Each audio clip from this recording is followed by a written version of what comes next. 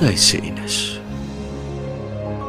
Ne daj se godinama, moja Ines. Drugčijim pokretima i navikama. Jer što ti je soba topla, prijatan raspored i retki predmeti. Imala si više ukusa od mene. Tvoja soba divota. Kaznarica ti je u bolnici. Uvek si se razlikovala po boji papira svojih pisama, po poklonima. Pratila me sljedećeg jutra oko 9 do stanice. I ruši se zeleni autobus teran jesenjim vetrom, kao list niz jednu beogradsku padinu, u večernjem samodelu i opkoljen pogledima. Ne daj se, mladosti moja, ne daj se, Ines. Dugo je pripremano naše poznanstvo. I onda se slučajno, uz vruću rakiju i sa svega nekoli rečenica, loše prikrivena želja, tvoj način gospođe i obrazi seljanke, prostakušo i plemkinjo moja. Pa tvoje grudi, krevet i moja soba obešena u zraku kao naranđasta svetiljka pod zelenom i modrom vodom Zagreba, proleterskih brigada 39 kod Prković.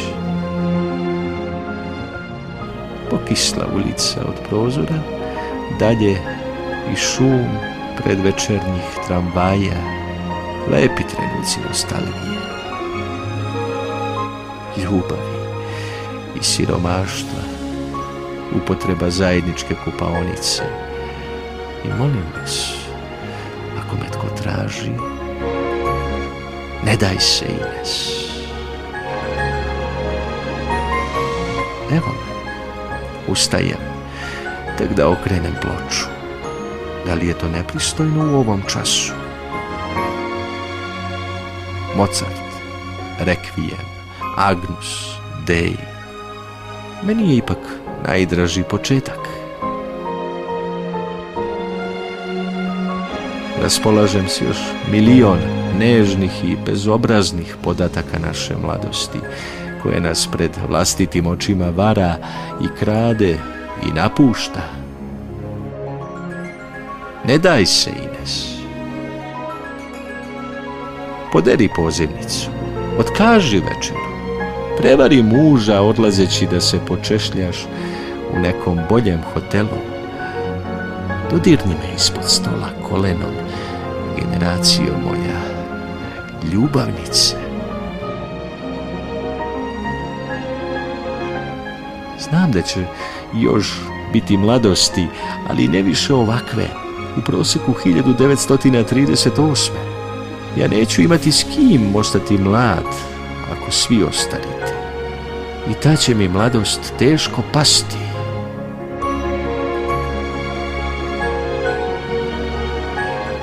A bit će ipak da ste vi u pravu. Jer sam sam na ovoj obali koju ste napustili i predali bezvoljno. A ponovo počinje kiša, kao što već kiši u listopadu na otocima.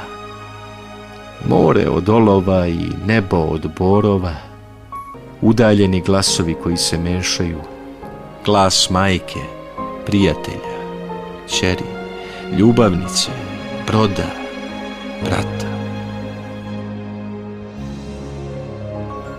Na brzinu pokupljeno rublje pred kišu i nestalo je svetla s tom belinom.